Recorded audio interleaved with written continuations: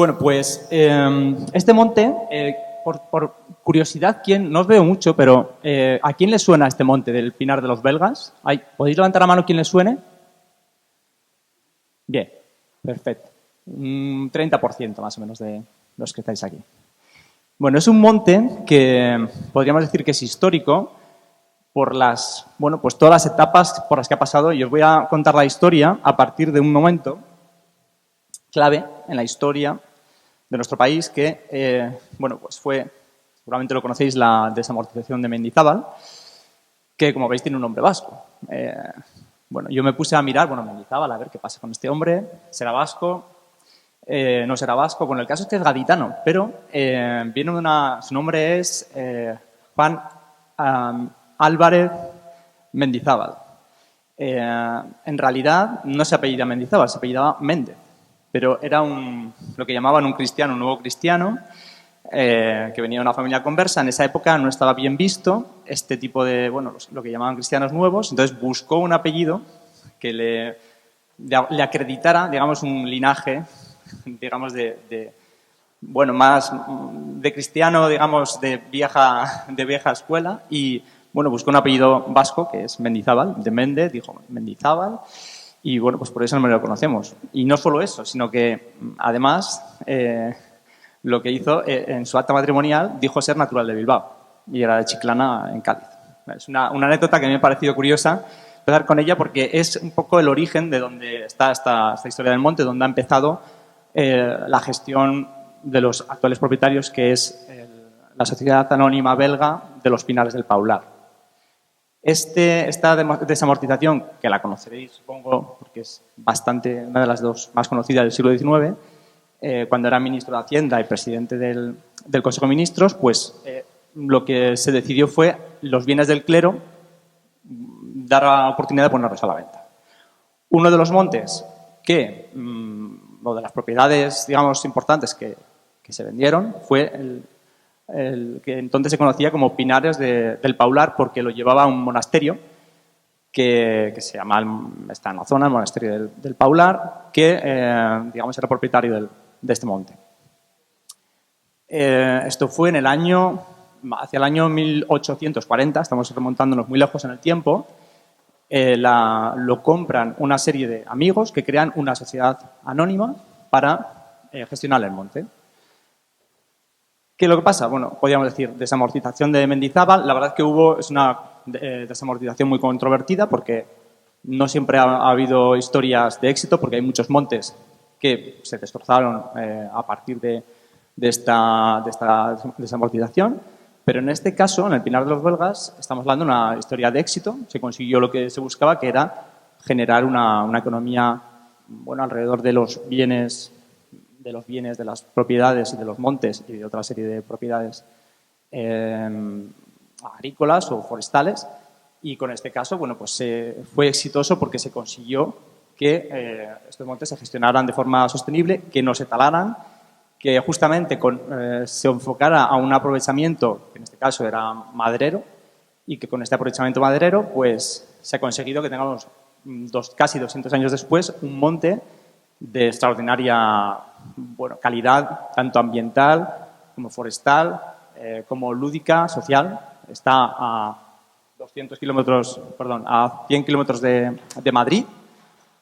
En vuelo de pájaro está mucho más cerca, pero digamos que hay que dar un poco una vuelta. Es la cabecera de Lozoya, que alimenta a Madrid, es una de las fuentes de agua de Madrid.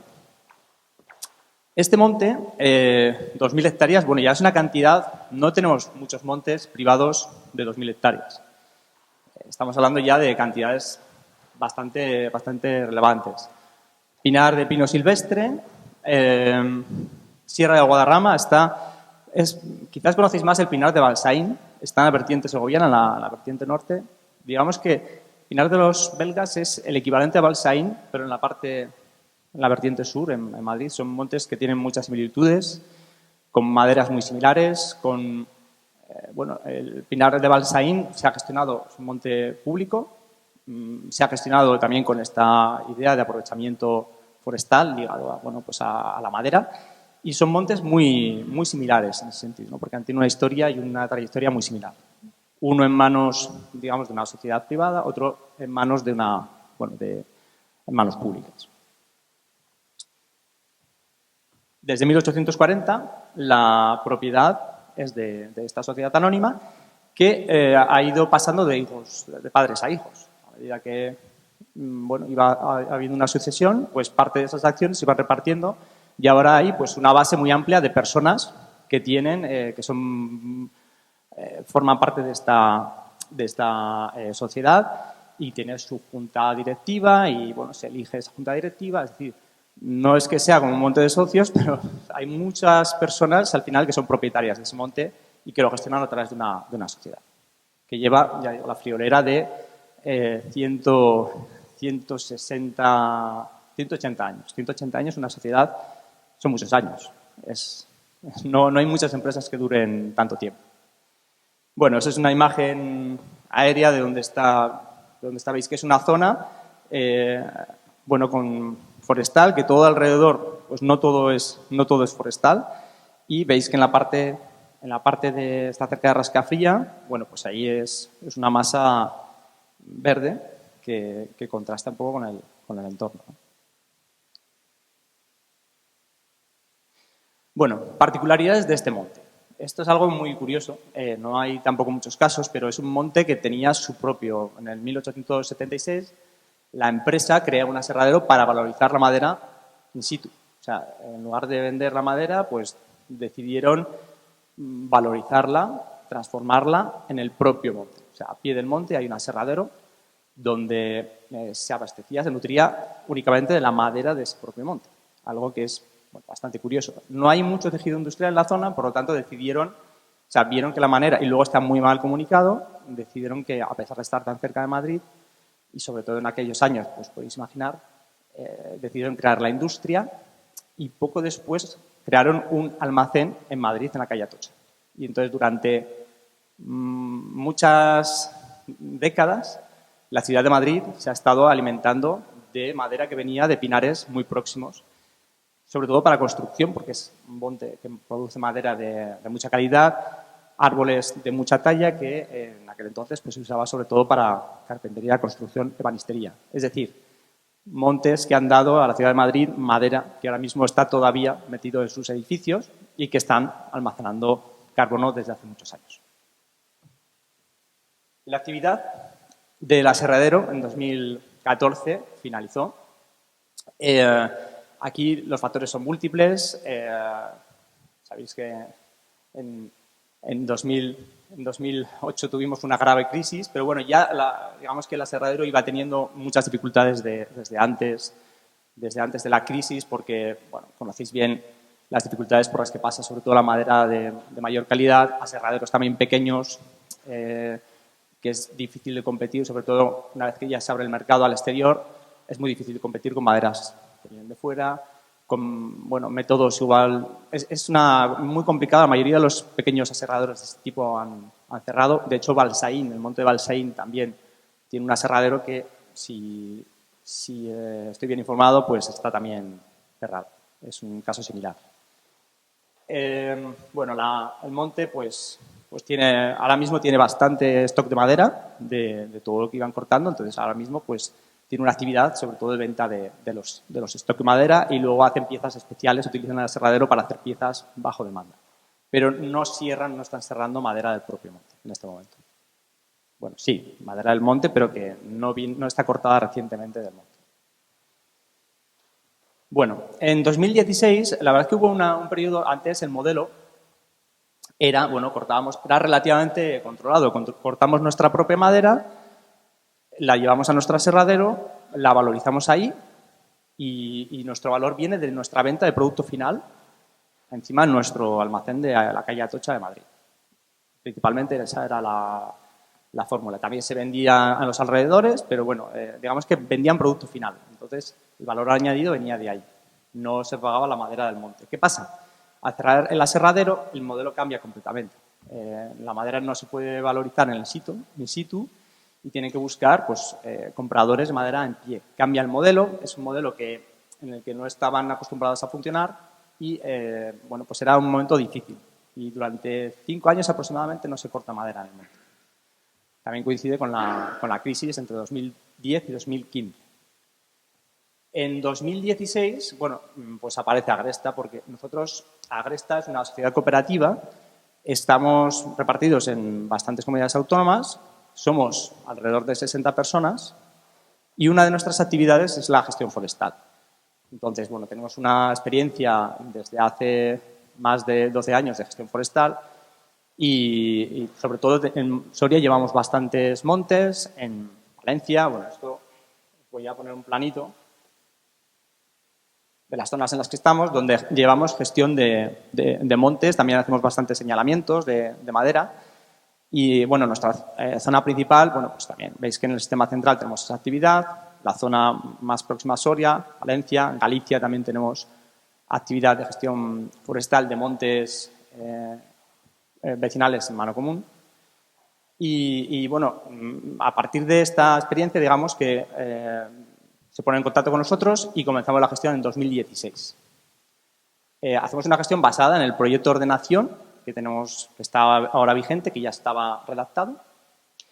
¿Y qué hacemos? Bueno, pues nuestra gestión, en este caso concreto, el monte es un monte donde tiene muchas restricciones y hay que hacer una silvicultura muy precisa, muy cuidada y, bueno, conforme también al proyecto de ordenación, nos adaptamos bueno, al tipo de silvicultura que hace falta. Es una silvicultura que podríamos decir no es exactamente prosilva, pero sí que utilizamos los principios de prosilva, es decir, una silvicultura próxima a la naturaleza, en la que se buscan estructuras irregulares, en la que al final el objetivo es producir madera de calidad y donde siempre hay una cobertura constante del bosque. También por la sensibilidad, digamos, en la que ambiental. Está rodeado también, eso no lo he mencionado, está rodeado por el Parque Nacional de la Sierra de Guadarrama y, bueno, pues es un monte donde hay que tener un cuidado ambiental extremo.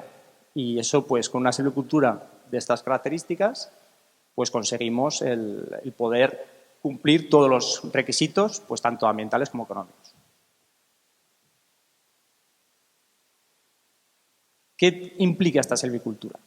Bueno, por un lado, un señalamiento árbol a árbol muy cuidadoso. Una de los principales partidas de nuestra gestión va dedicada al trabajo en el monte, a hacer una evaluación árbol a árbol cuando hay un rodal marcado por el plan de ordenación donde vamos a hacer un aprovechamiento.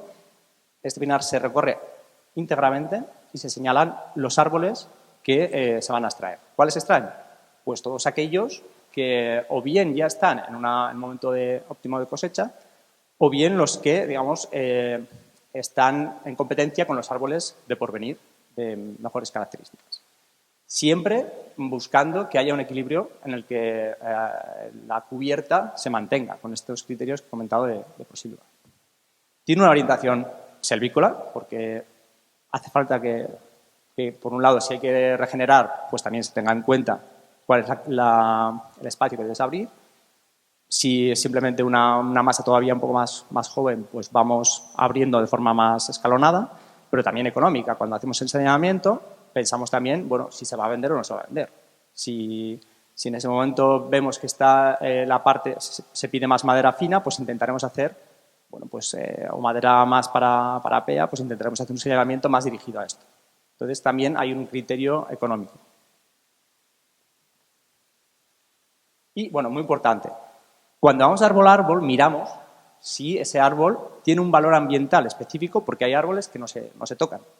Sobre todo si tienen nido de buitre, por ejemplo, porque es uno de los principales lugares en la Sierra de Guadarrama de nidificación del buitre negro, que es una especie protegida, y eso lo cuidamos al máximo. No solo esa especie, sino todas. O sea, cuando vemos que un árbol merece la pena conservarlo, señalamos para que ese árbol no se toque y se mantenga hasta que, digamos, muera por su propio, muera de viejo, digamos.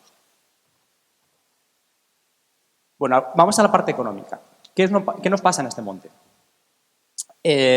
Bueno, es un monte que tiene una larga tradición de ordenación. Además, en este monte muchas de las nuevas fórmulas de ordenación, se han experimentado bastantes cosas en este monte. Ha estado en las ordenaciones que se han hecho y en la gestión ha participado personas bastante relevantes dentro del mundo de la ingeniería de montes, un monte cercano a Madrid.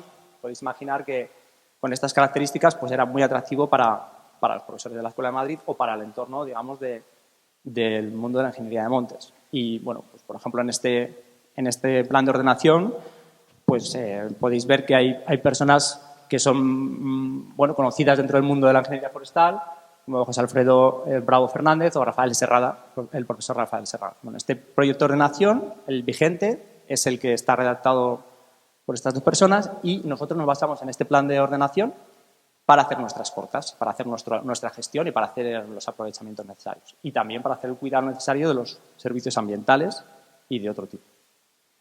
¿Qué es lo que pasa? Bueno, pues el proyecto de ordenación, a 15 años, digamos que daba una posibilidad de cerca de 86.000 metros cúbicos. Bueno, podemos decir, bueno, bien, perfecto, esa es digamos, la recomendación para que el monte pueda tener una gestión sostenible, no cortar más de lo necesario, pero también si cortas menos también puede estar, bueno, pues teniendo otra serie de riesgos, una acumulación excesiva de biomasa o otra serie de problemas ligados tanto a la silvicultura como a la parte económica. Bueno, pues nos encontramos en una situación en la que la posibilidad, que es de unos 5.750 metros cúbicos año, pues estamos cortando, se ha cortado, si miramos el periodo, pues mucho menos de esa cantidad. O sea, de hecho, está cercana al tercio de esa cantidad.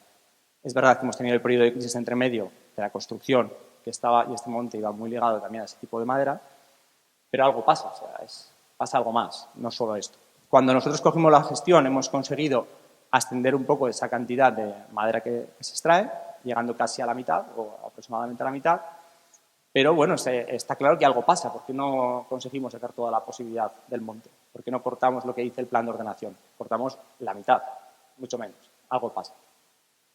Bueno, ¿qué es lo que pasa?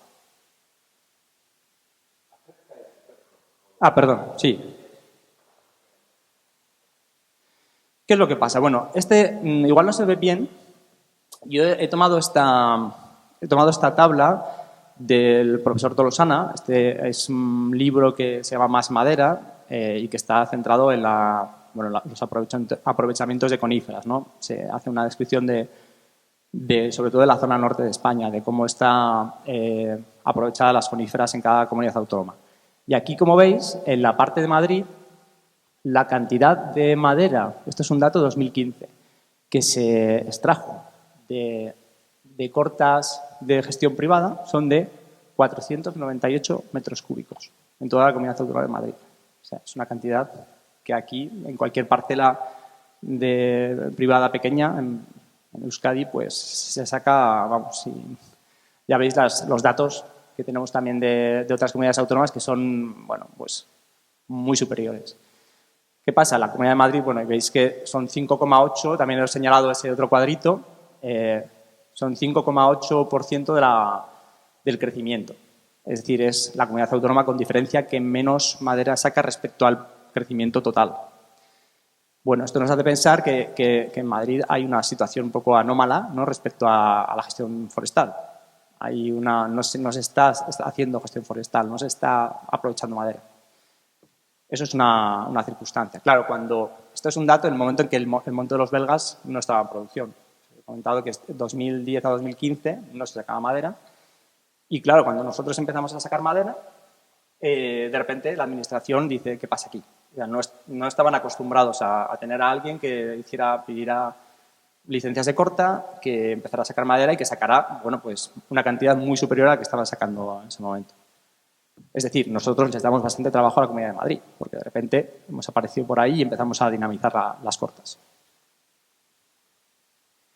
Bueno, pues es un poco la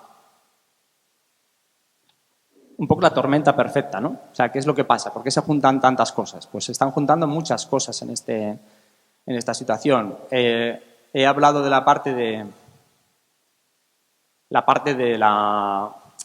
las dificultades administrativas para que un monte de estas características se gestione. De repente aparecemos nosotros y empezamos a solicitar cortas. La Comunidad de Madrid pues está un poco, no está acostumbrada a esto, ¿no? Y tampoco tenía a técnicos específicos para este tema, entonces les pilla un poco a contrapié.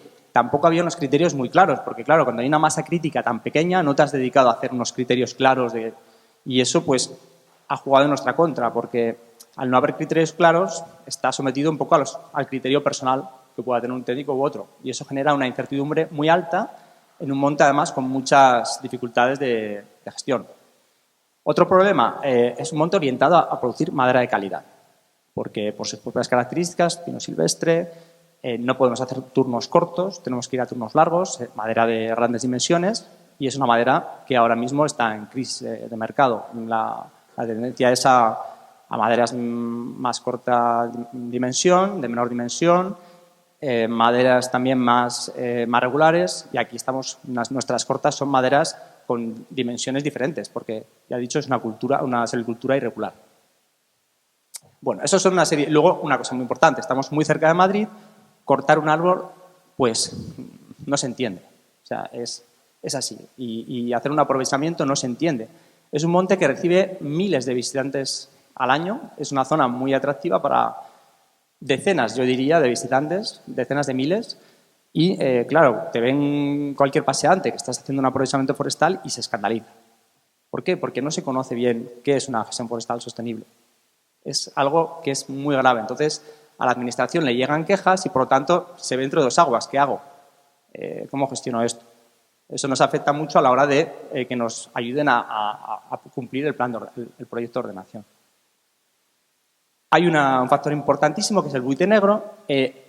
Aquí en este monte hay una nidificación de varias decenas de parejas de buitre negro.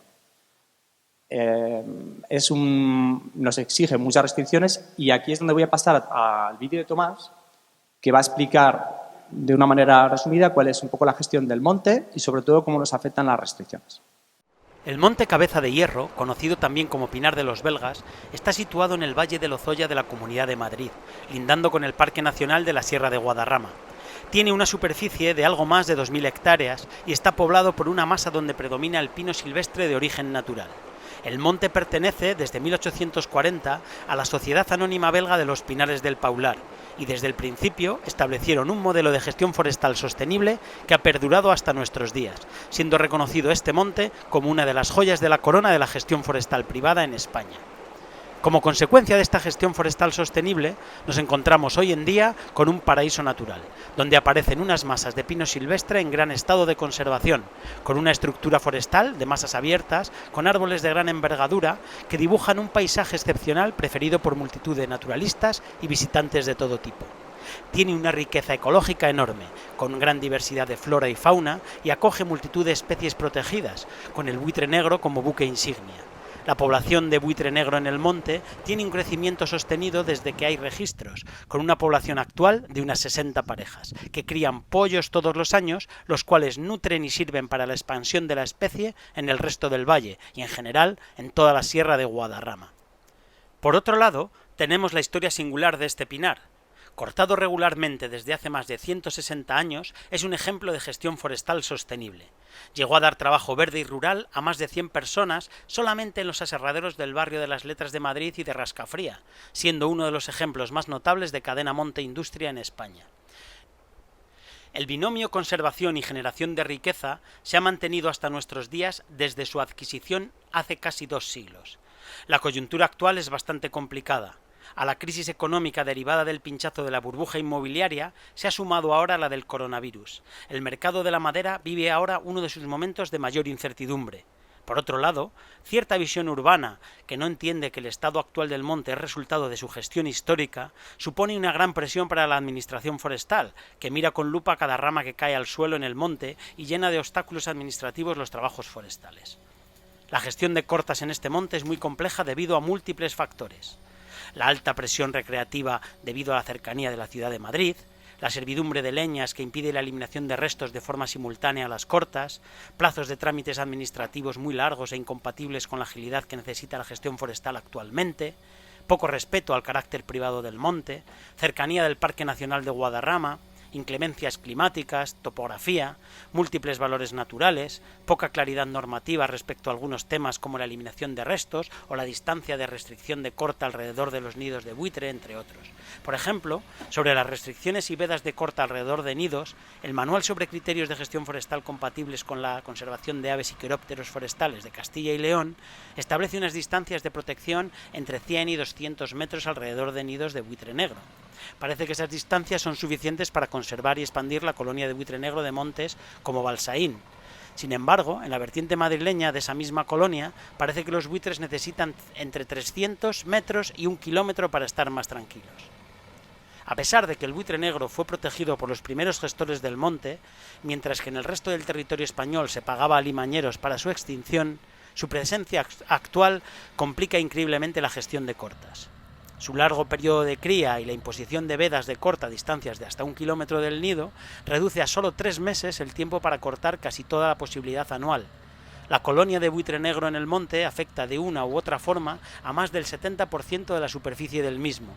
Además, esos meses en los que se puede cortar, de octubre a enero, coinciden con la época de lluvias y nevadas. El monte está a más de 1.300 metros de altitud. Como consecuencia de todo esto, solamente se ha conseguido cortar de media 1/3 de la posibilidad aprobada en el proyecto de ordenación a lo largo del plan especial que termina en diciembre de 2021. Desde que entramos nosotros a gestionar el monte, hemos conseguido cortar de media hasta el 50% de la posibilidad en los últimos 5 años. Es muy difícil conseguir la sostenibilidad económica de la gestión con estas cifras. Nosotros realizamos un señalamiento de las cortas basado en los principios de Prosilva, acrónimo de silvicultura próxima a la naturaleza.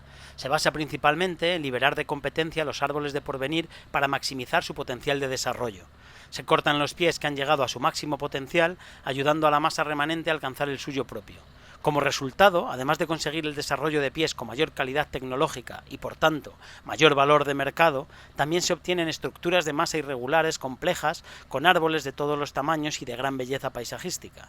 Es un señalamiento muy cuidadoso, árbol a árbol, donde se respetan los ejemplares con valores ambientales singulares, como nidos de epícidos, rascaderos de fauna, nidos de rapaces y córvidos, etc. También dejamos un cierto número de pies muertos en pie para diversificar los ecosistemas forestales. Debido a las dificultades topográficas del monte, se han utilizado tradicionalmente en diversos sistemas de corta y saca.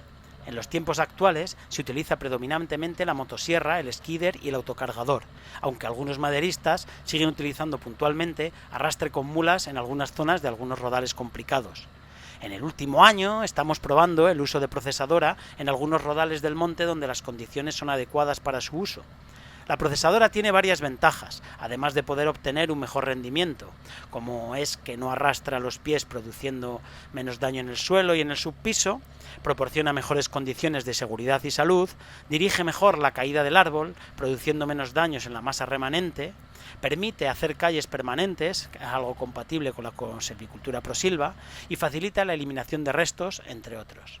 En esta gestión de masa irregular nunca se pierde la cubierta, ya que no hay cortas finales. La regeneración se consigue mediante cortas de entresaca que, a diferencia de otros métodos, producen un impacto paisajístico mínimo. Nos encontramos en un momento complicado de la historia del monte, que supone un gran reto que requiere la implicación de todos los sectores para que este ejemplo de gestión forestal sostenible continúe siéndolo por muchos años más.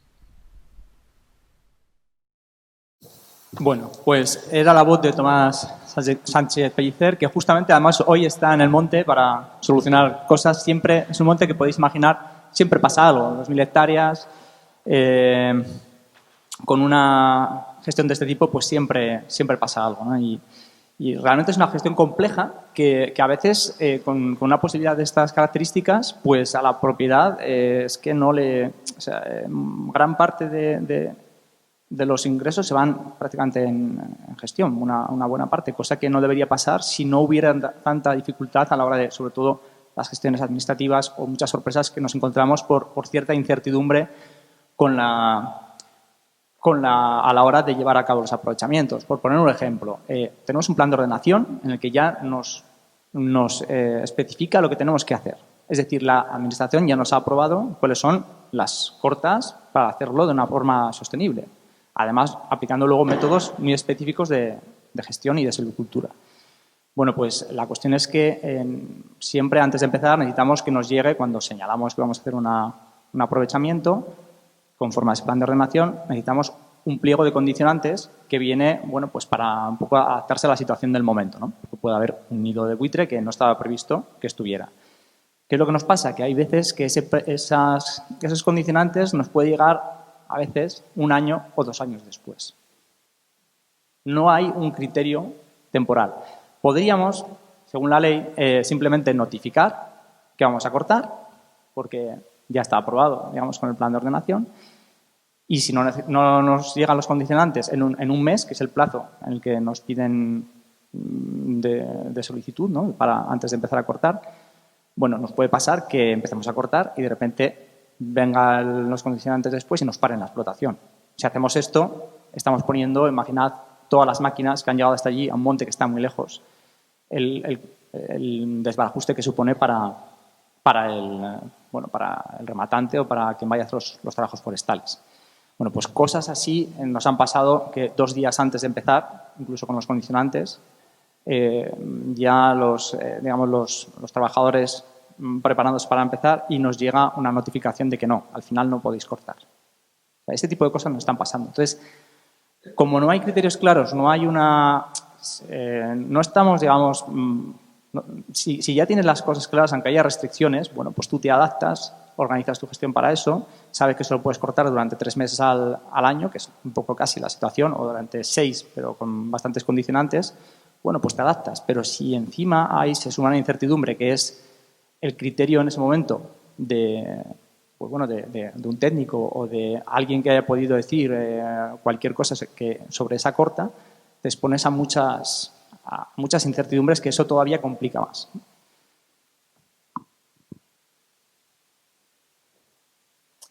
¿Qué es lo que nos pasa? O sea, la ciudad de Madrid tiene mucha cercanía y en Madrid, pues al final es un espacio urbano donde la conexión con el territorio, pues, es pequeña. Nos pasa aquí. Yo ayer hablando, bueno, con personas de aquí, con Arantxa, con Aitor, nos contaban la crisis que hay de sucesión, ¿no? Cómo el País Vasco, que tiene tanta conexión con el territorio, con lo forestal, con la tierra, ¿no? Cómo esto se está perdiendo en la generación actual. Cómo ahora, cuando se está haciendo la transmisión de los montes a los hijos, cómo los hijos dicen, no, esto no me interesa.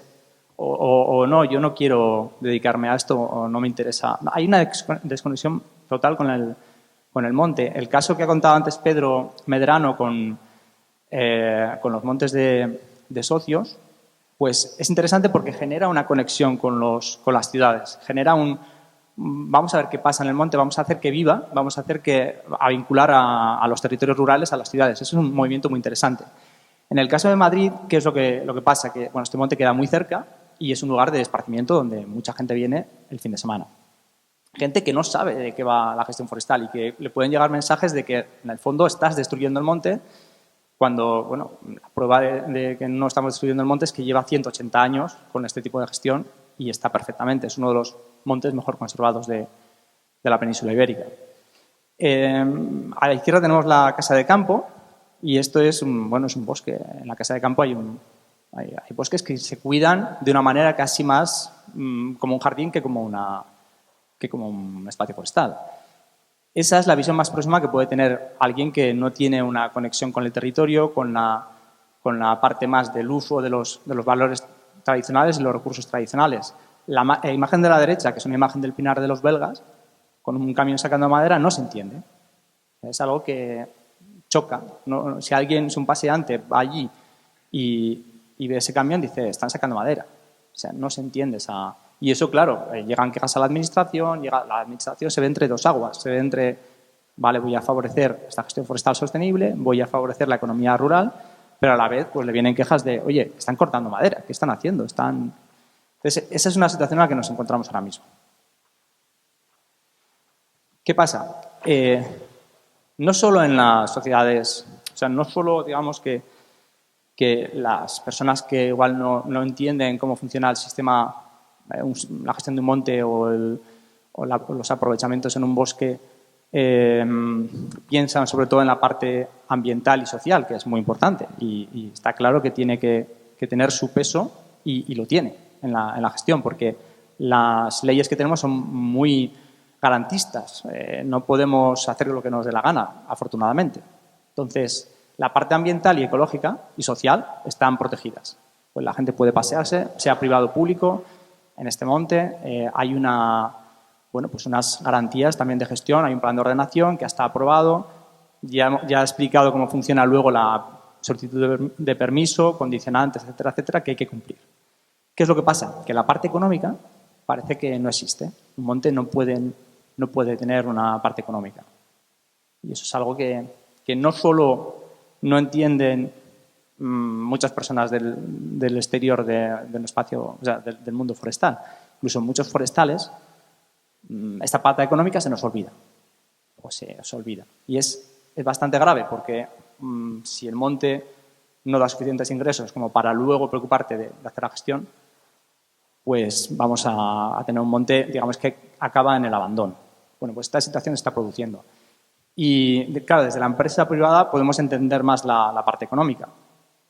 Pero muchas veces, claro, se gestiona o los permisos vienen de ingenieros de montes, ingenieros forestales, o que están dentro de la administración y que igual la parte económica a veces se les olvida. Y se olvida que pueden poner en riesgo muchos empleos, pueden poner en riesgo una empresa que ha llevado sus máquinas que está igual ya al límite de lo que puede ser rentable y que encima le hagan llevarse las máquinas. O sea, una decisión de ese tipo tiene unas implicaciones económicas muy altas. Y una implicación económica es igual a empleo, al final, porque si algo no es rentable, pues se cierra y se despide a la gente. Pasa esto y hoy en día esto se nos olvida.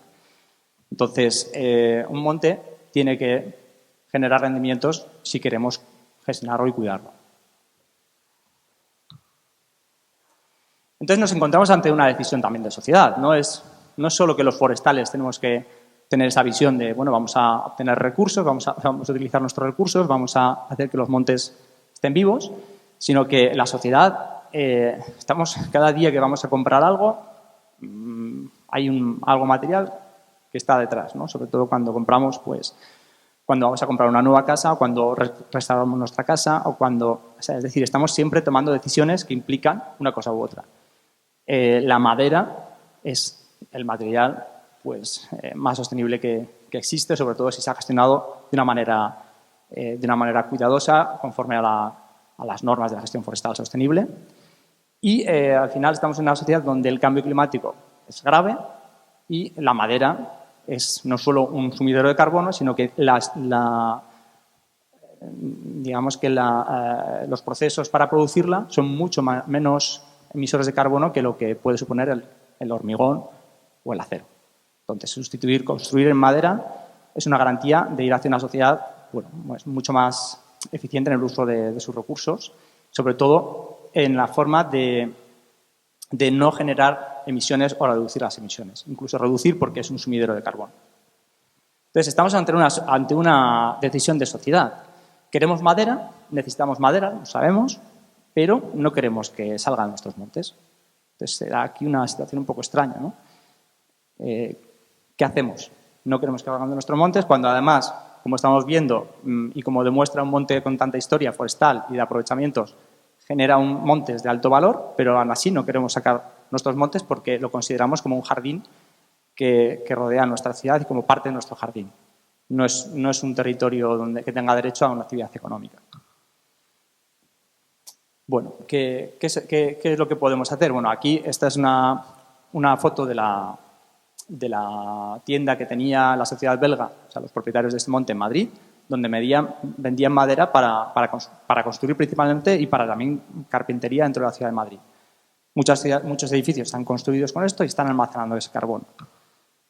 Entonces, es decir, durante muchos años el monte de los belgas ha producido esta madera y la ha llevado a la ciudad de Madrid.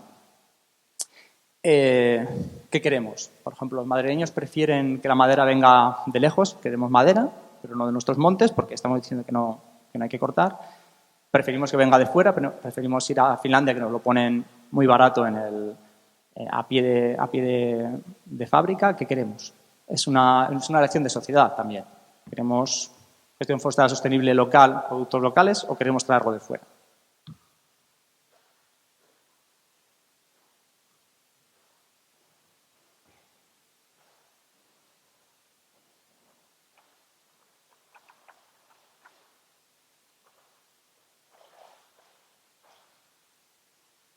Bueno, ¿qué pasa también? La maquinaria forestal parece que está absolutamente mal vista, ¿no? Y, bueno, pues justamente los países como Finlandia son países donde están tendiendo a usar maquinaria forestal moderna como procesadoras, que además, como contaba Tomás en el vídeo, tiene también muchas ventajas, tanto ambientales como sociales y como de seguridad y salud, y no generan un problema en la protección del monte.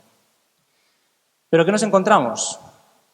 Pues nos encontramos que estamos ahora mismo, no sé por qué no me deja visualizarlo. Bueno, estamos ante una situación en la que recientemente, este artículo es de La Vanguardia del 13 de octubre. Bueno, estamos ante una situación en la que se ha generado no solo está llegando al punto que se estaba contando, sino que encima ahora se ha generado un movimiento social contrario a la gestión de este monte. Y al contrario al hecho de que sea una propiedad privada la que lo gestione, cuando está acreditado que ha habido una gestión que nos ha permitido llegar hasta donde estamos con un monte con estas características. Ha habido, por un lado, Ecologistas en Acción ha publicado un manifiesto contrario a la gestión actual del monte y solicitando una expropiación, para que os hagáis una idea. Esto es de octubre.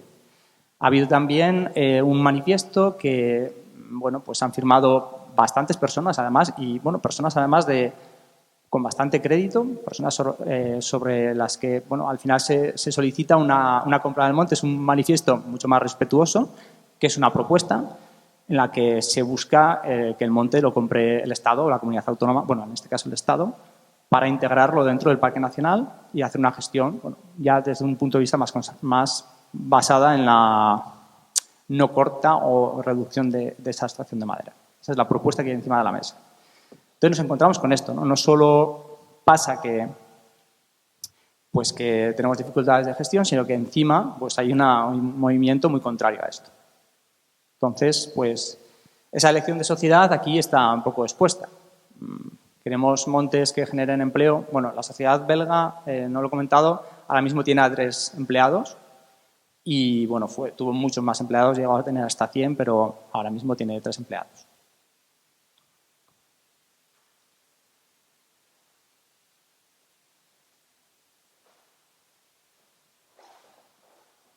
¿Cuál es el futuro del monte? No me deja ponerlo en... ¿Cuál es el futuro del monte? Lo podemos ir viendo así. El futuro no lo sabemos, pero entendemos que hay tres escenarios que nos imaginamos ahora. Uno, compra del monte por el Estado, por ejemplo, o por la comunidad autónoma, para, integrarlo dentro del Parque Nacional. Y, en ese caso, ¿cuál sería el futuro? Pues muy probablemente la gestión forestal... Gracias.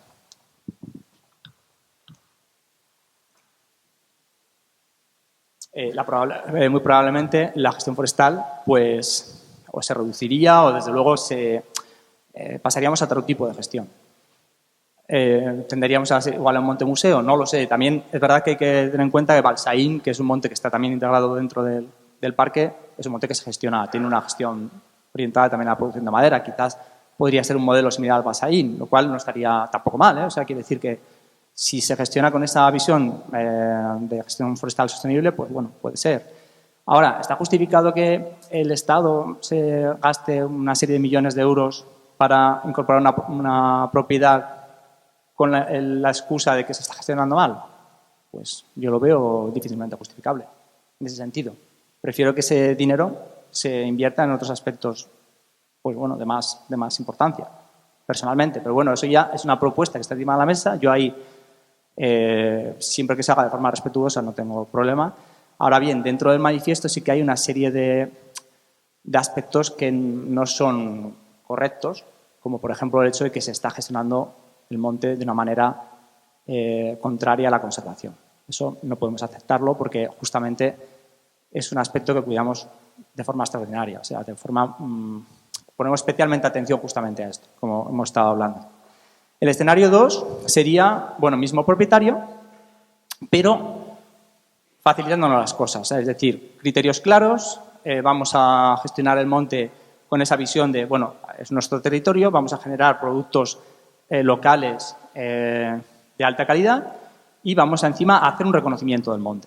Vamos a facilitaros las cosas, vamos a hacer que además podamos hacer otro tipo de, de modelos de ingresos que no solo vengan ligados a la madera, vamos a hacer que sea un lugar activo, que genere empleo, que permita una gestión forestal sostenible y que todo, digamos, vaya con más fluidez. Esa sería otra de las opciones, también desde la parte administrativa, que, digamos, tengamos un apoyo, ¿no?, en este sentido. Y, que se mantengan por lo menos los empleos que hay ahora mismo. Y si todo va bien, que se pueda contratar a más gente que viva de un recurso local. Tercer escenario, todo sigue igual, seguimos con tramas administrativas, seguimos con una buena falta de reconocimiento de lo que se está haciendo y al final, ¿en qué desemboca esto? Pues en que al final la gestión se abandone.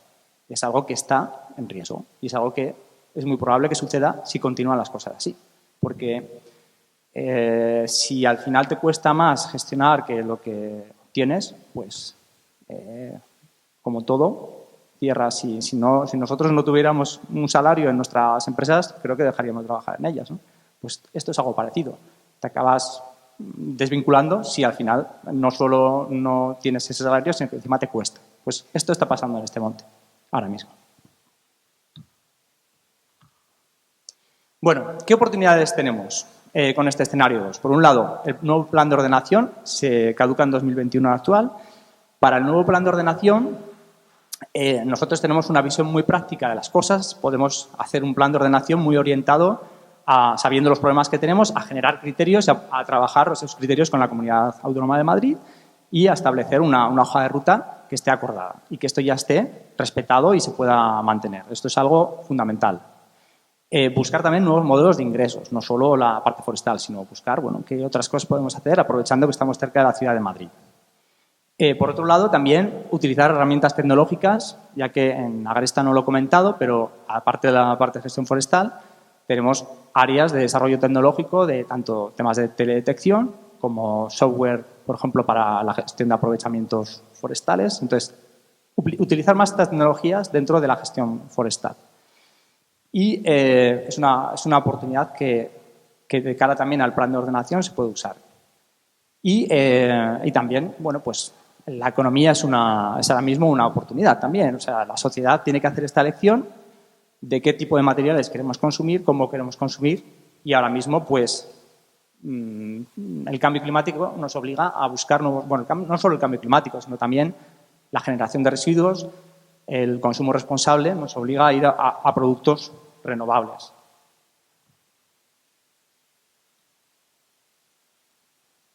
Bueno, esto es un ejemplo de una aplicación que hemos creado de gestión de aprovechamientos forestales, que dejo aquí el vídeo por si alguien quiere verlo en la presentación en un momento dado. Esto es una aplicación que tenemos para hacer inventarios con LIDAR y con teledetección. Y quería acabar con unas conclusiones. Y se me ha vuelto otra vez a ir la presentación.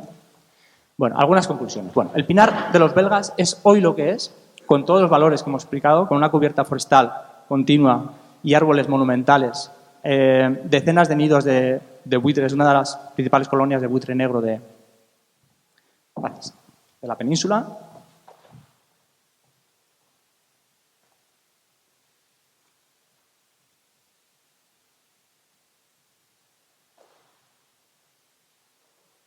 Uy, estaba yendo al revés.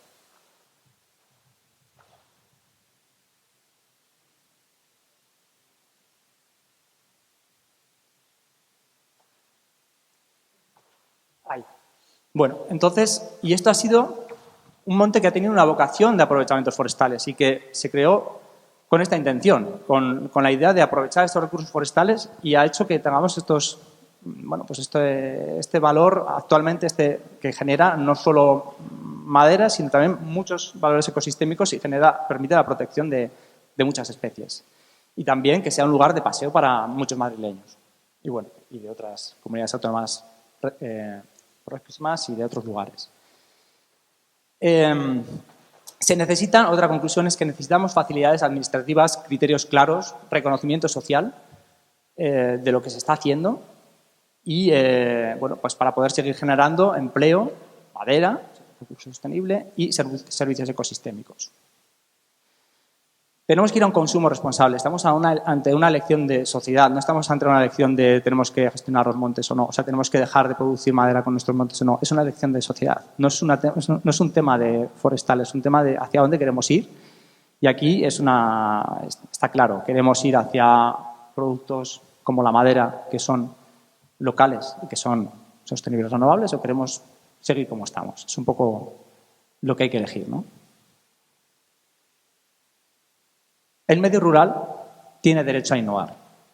Parece que queremos quedarnos en el pasado, queremos que sea un museo, un lugar al que vayamos y veamos a alguien todavía con la boina puesta y haciendo algo que no es actual, sino que queremos ver una foto del pasado, porque así es muy bonito de ir a ver. Pero tiene derecho a innovar si queremos que no se vacíe el campo. Es un espacio vivo y para eso tenemos derecho a utilizar pues, maquinaria moderna, tenemos derecho a utilizar pues, bueno, fórmulas que hacen que, como cualquier otro entorno, sea dinámico.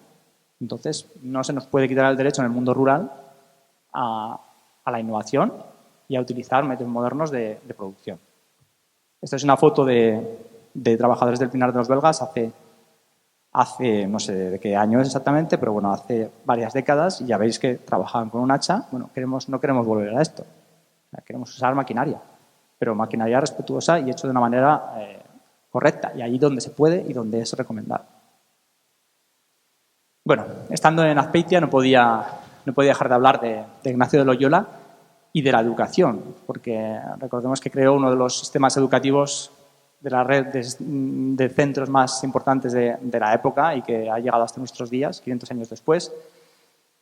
Y esto es algo básico porque todo lo que he estado contando sucede porque nos falta una conexión mayor con el territorio, en las ciudades. Tenemos que poner un pie en lo que está pasando en el medio rural y no verlo desde la barrera, sino acercarnos al mundo rural, saber las dificultades por las que pasa, las necesidades, sobre todo en el mundo forestal, que se tiene para que genere empleo, esté vivo.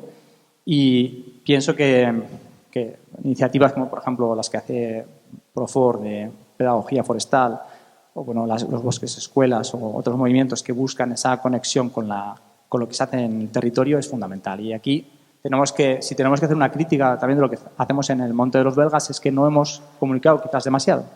Quizás tenemos que invertir más en acercarnos a la gente o hacer que la gente venga al monte y explicar las cosas. Creo que eso es algo que igual, si tengo que hacer una autocrítica, pues puede ir por ahí, ¿no? Sí. Acabo ya. Aquí tenéis la web del Pinar de los Belgas y nuestros contactos por si tenéis cualquier consulta. Tomás o yo estaremos encantados en responderos. Bueno, eskerrik asko a Basoa por la organización y por habernos invitado.